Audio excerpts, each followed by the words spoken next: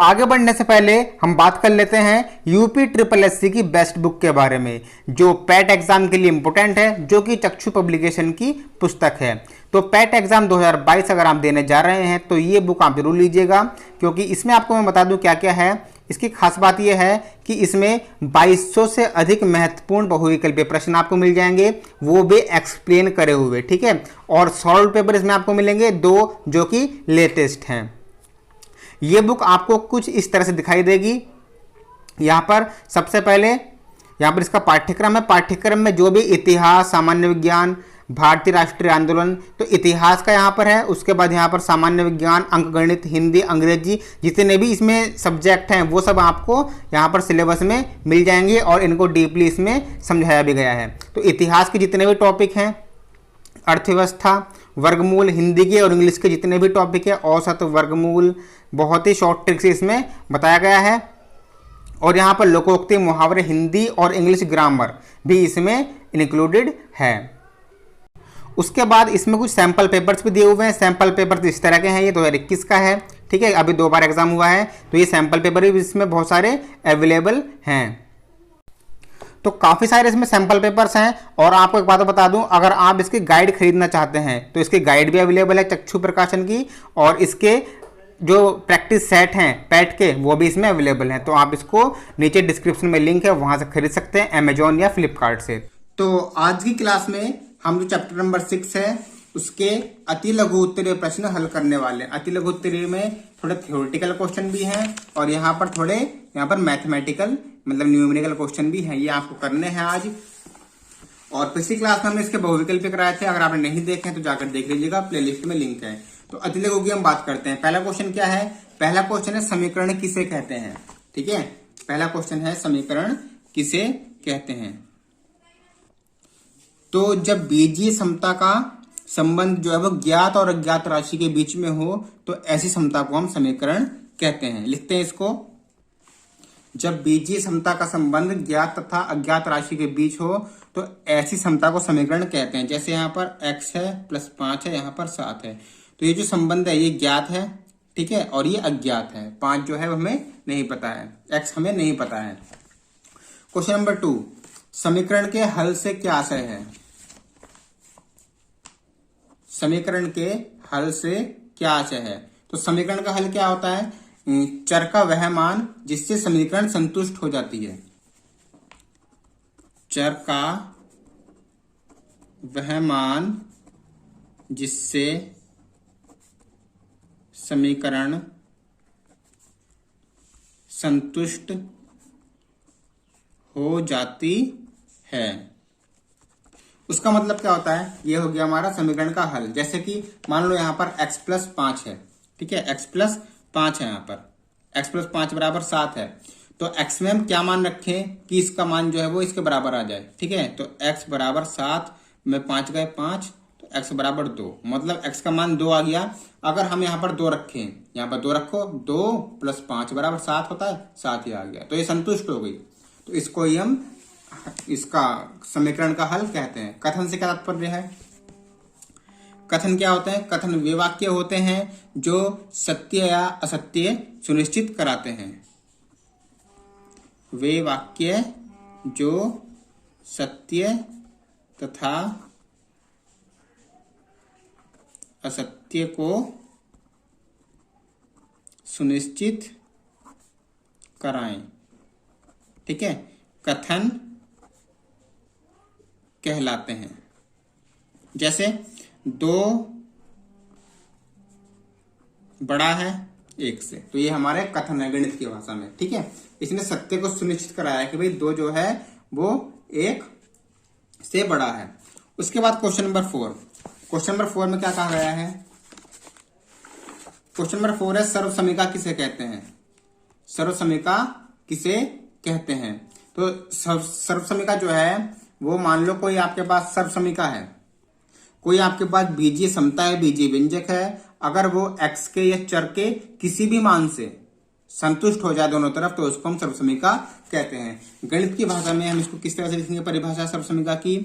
तो इसको हम ऐसे लिखेंगे, जब कोई बीजीय समता अज्ञात राशि के किसी भी मान के लिए सत्य हो तो उसे सर्वसमीका कहते हैं। तो आप इसको नोट कर लीजिएगा।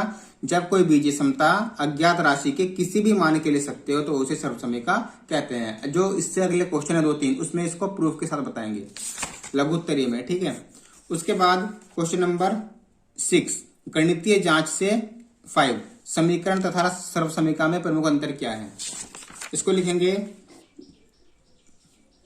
समीकरण तथा सर्वसमीका में प्रमुख अंतर यह है कि समीकरण एक बीजीय कथन है। समीकरण जो है वो एक बीजीय कथन है जो चर के कुछ मान के लिए संतुष्ट होता है, ठीक है। यहाँ पर हमने बस x का मान 2 रखा था, बस 2 से ही इसका आंसर 7 आएगा। अगर हम और कुछ रखते तो यहाँ पर 7 नहीं आएगा, ठीक है।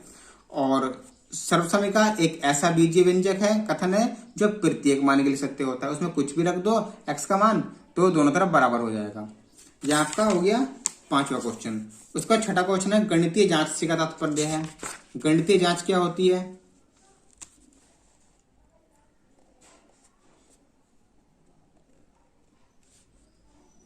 तो यह है, गणित में समीकरण के 2 पक्ष होते हैं तथा ये दोनों पक्ष आपस में बराबर होते हैं।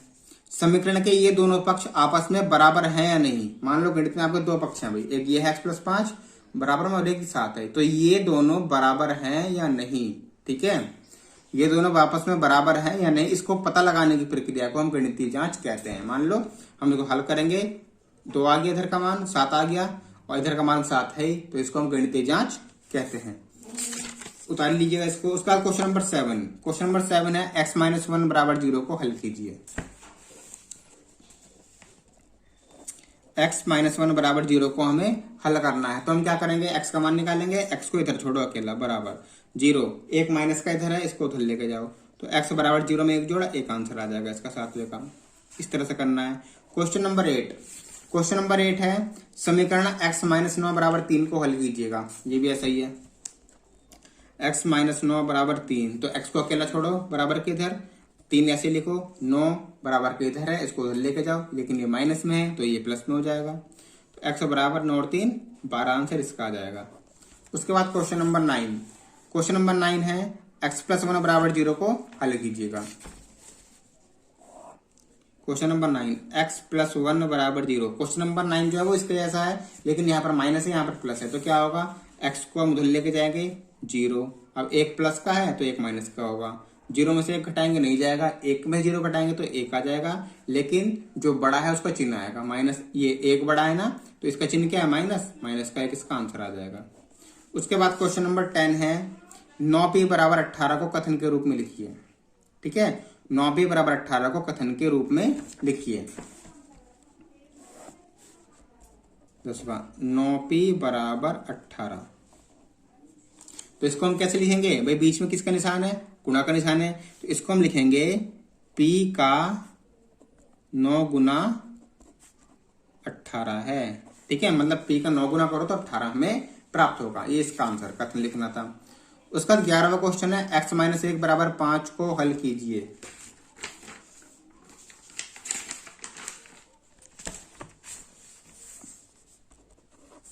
x-1 बराबर 5 को हल कीजिए, तो इसको हम हल कैसे करेंगे, x का मान निकालेंगे, यहाँ से 5 लिखेंगे, माइनस का 1 है ये, उधर जाके प्लस का 1 हो जाएगा, तो x बराबर 6 इसका आंसर आ जाएगा।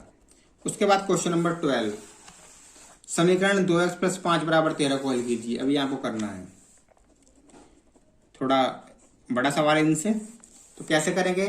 अब जब हम x को अकेला इधर तब तक नहीं छोड़ सकते जब तक उसके गुणा में कुछ ना हो, लेकिन यहाँ पर गुणा में है तो इसको हम अकेला नहीं छोड़ेंगे, सिर्फ 2x यहाँ पर जाएगा और 13, ये 5 पर इधर जाएगा, 5 प्लस का है तो ये 5 माइनस का होगा, तो 2x बराबर 13 में से 5 गया, 8 बचेगा।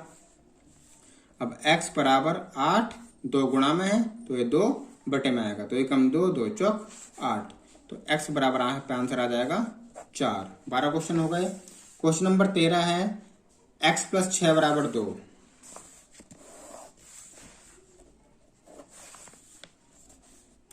x + 6 बराबर 2, तो यहां से हमें निकालना है x का मान, तो क्या करेंगे, x को हम यहाँ पर अकेला छोड़ देंगे, बराबर 2 ऐसे ही। अब 6 प्लस का है, इधर आके माइनस का होगा, x बराबर 6 में से 2 जाएंगे, 4 बचेंगे।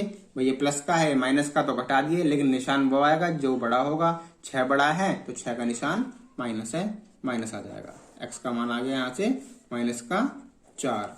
उसके बाद क्वेश्चन नंबर 14 है यहाँ पर n-6 बराबर 5 को कथन के रूप में लिखिए। n-6 बराबर 5 को कथन के रूप में कैसे लिखेंगे? n में से 6 घटाने पर 5 प्राप्त होता है। n में से 6 घटाने पर या 6 को घटाने पर 5 प्राप्त होता है। इस तरह से इसको लिख देंगे।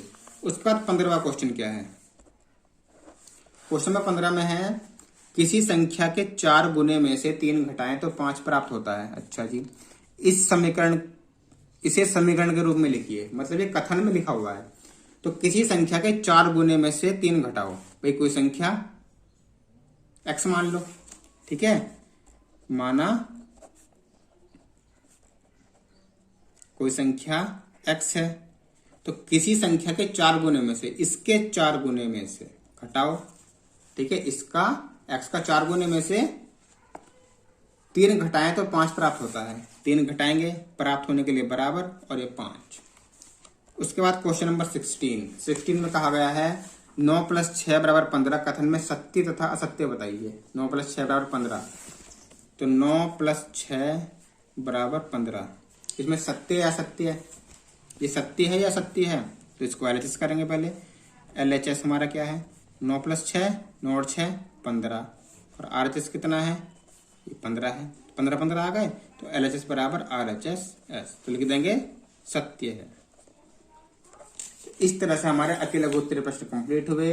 अब जो लघु उत्तरीय प्रश्न की क्लास आएगी वो बहुत ही ज्यादा इंपोर्टेंट होगी, क्योंकि इसमें ऐसे ऐसे सवाल है जो आपको हिलाकर रख देंगे। जैसे कि मैं आपको यहाँ पर बात करूं, ये हम नेक्स्ट क्लास में करेंगे।